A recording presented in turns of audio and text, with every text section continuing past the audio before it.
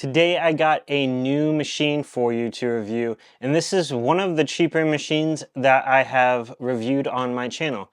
This is the Gemilai, and it's the G3305E version.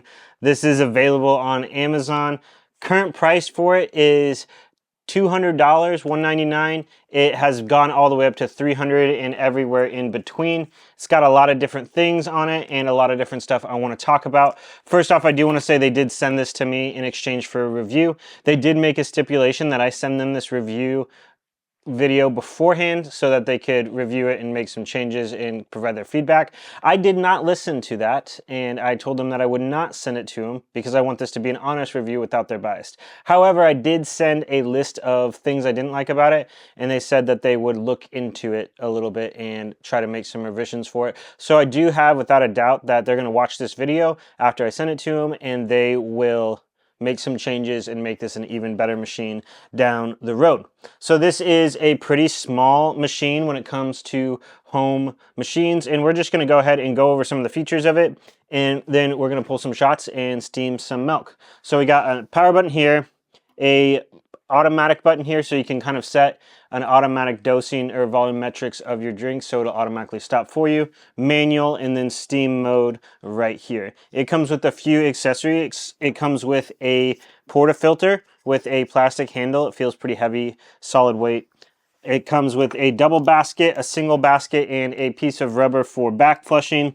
And it comes with a tamper scoop thing, all in one, that you should probably throw in the trash because it is pretty worthless unless you're starting out and you don't have a tamper already. This company makes a lot of different machines. I'm not entirely sure how it works, but often these machines get rebranded into other machines. So this is like the Turin Legato, for example, that has kind of been viral at $500 everywhere. And this is basically kind of the same version, except it's a step down and you're missing like the PID and you're missing a few other features on it. It's got a pretty hefty water tank on the back of it that you just simply pull up. And there you have it. Holds a lot of water. Sits in there fairly well. It does stick out just like the Legato on each side of it, but it's nothing too big of a deal or anything like that. So I'm going to go ahead and get rid of all of this accessories that it came with, which when you get a machine for $200 to $300, I expected it to not have accessories with it. So if it came with a stainless steel nice tamper, that would be very, very impressive when it comes to pulling shots. But I'm going to use a bottomless portafilter and lock it in here just because I like that a little bit better. I got some pretty fresh beans in here, honestly probably too fresh for my liking, and I brewed them with this Burbaz grinder. I don't have much to say about it. I've used it basically to dial in this machine, and I'm going to be giving it to a friend soon, so it's irrelevant. But it's $200 on Amazon. It's kind of like a Lego Mini, except a little bit smaller, or a little bit bigger and quite a bit cheaper. I think it's like 200 bucks or something like that. And I got the Manta Brew scale. Also, none of this is sponsored. I'm just like saying what I'm using right now. The Manta Brew has this little wireless scale, which I'm going to find pretty useful right now, so I can look at this while it's pulling a shot. So I'm going to go ahead and click that manual button right there, and we are going to brew. Does a little pre-brew or pre-infusion type thing going on right now. Honestly, not the best looking shot, and that is why you do this method called the WDT, which is when you basically distribute the grounds with a little needle looking thing. So I'm going to go ahead and move that out of the way, and we're going to steam some milk. So to simply do that, you're going to click this steam button here, and it's going to heat up. As soon as it's heated up, it'll let you know by it being done flashing.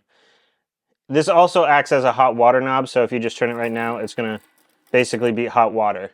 And that works fairly well. You can make it Americano. It's a little slow, but again, I'm being nitpicky here, and I'm going to go more into the details in just a second after I finish steaming the milk here. You'll notice that it's heated up with these two buttons off and it's done blinking.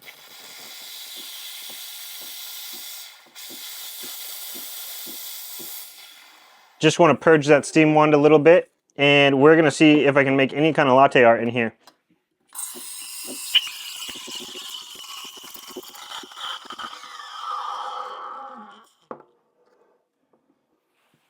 All right, we got the milk done. Let's see if I can pour this without spilling it everywhere and see if I can do something with it. It does look pretty good and pretty silky. So I think basically what this is going to have to do is, let's see my talent. All right, there's at least, I did a really bad job of that latte art. But anyway, this machine can steam for latte art. You can see maybe a little bit of the texture in there and a little bit of the contrast between the milk and the espresso. It does do the job. Don't judge me for not cleaning my steam wand. But yeah, let's go into a couple of the cons, a couple of the pros, and what I think you should do with this machine. Again, sent to me for free, not sponsored, and they don't see this beforehand. Just like any of my content, I refuse to really let that happen unless I really, really believe in a product and want to work with the company, which has not happened yet. Yeah, like I said, coming in around $200 to $300 depending on when you buy it, where you buy it. I've seen it everywhere in between. You got your single cup, your double cup, your steam wand, which is also a hot water tap. The steam wand has a lot of movement to it, which is great.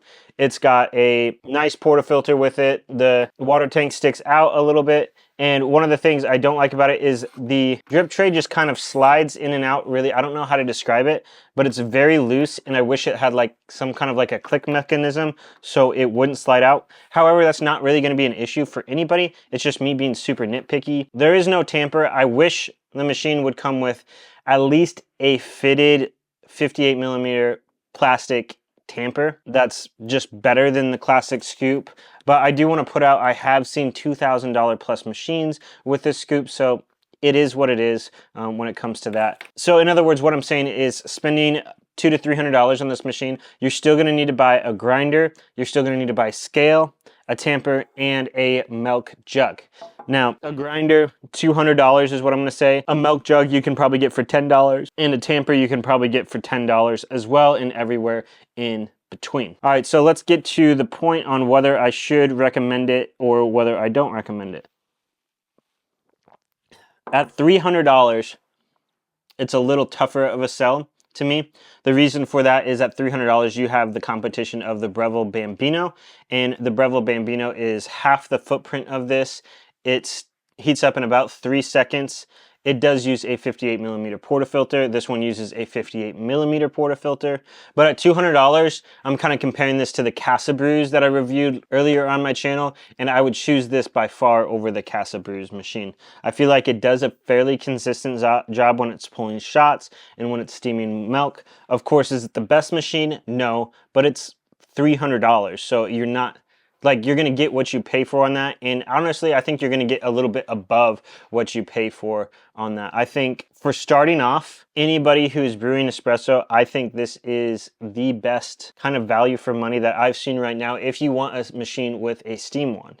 Something that you can steam well with, has a 58 millimeter portafilter, which means you can use 58 millimeter accessories and continue growing in your journey with this if you want to upgrade your machine down the road to something a little bit more expensive. The Turin Legato or the Gemilai, whatever the Legato is for their company, that's another $200 to $300 more, which is out of the price range for a lot of people. I think this is a good entry-level one because I think it's better to push more toward your grinder. So whether you have 200 bucks and you want to get a grinder, which I would actually recommend the DF54 over whatever this Burbuzz thing is, but it does get the job done. The DF54 coming in at $230. Pair it with this, you're at $530. Plus another $20-ish for some accessories, $550 to $600. You are in full setup for a really good quality espresso setup that you really won't need to upgrade from down the road because it does pull good shots. A lot of this is just going to come with learning the machine, which is really important when it comes to brewing espresso. You can make really, really good drinks if you take your time with it.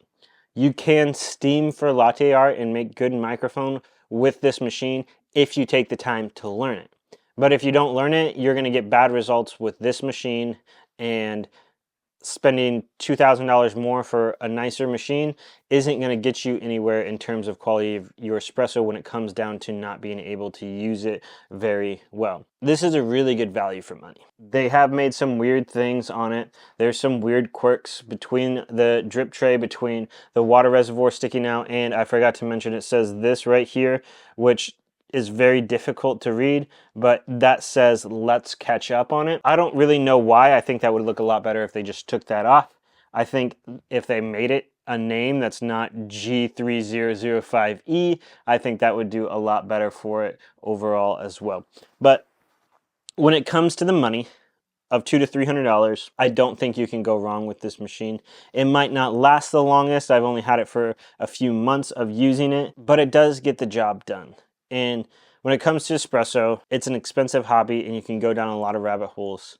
But buy some good quality coffee beans, spend some more money on there, buy a good grinder, and the machine is something that you can spend $200 to $300 on and get away with. If you spent 50 bucks on a machine or 50 bucks on a grinder just so you could jump up to the more expensive $500 version of it, it's not going to increase your shots. It's actually going to worsen your shots because the grinder is more important. So I think this is the machine that tells me to tell you to buy a better grinder and buy this machine instead. Like and subscribe. By the way, this isn't sponsored, so if you want to sponsor this, let me know. My email's somewhere on this internet YouTube page, so let me know and we'll get into it. If you have any questions on this machine, if you've used it extensively and have different feedback, I would love to hear it. Also think the company would love to hear it, so if you send them an email with your complaints and also the good things about this machine, I'm sure they would love your feedback. One more thing. It does have a little red thing on the drip tray and it goes up to let you know when it's full. Kind of nice feature. But yeah, can't go wrong. 300 bucks, 200 bucks, whatever it is, it's worth the money. And I think you'll be pretty happy with it. Buy some nicer accessories, get a good grinder, and have your journey to espresso begin for a low price. Thanks for watching.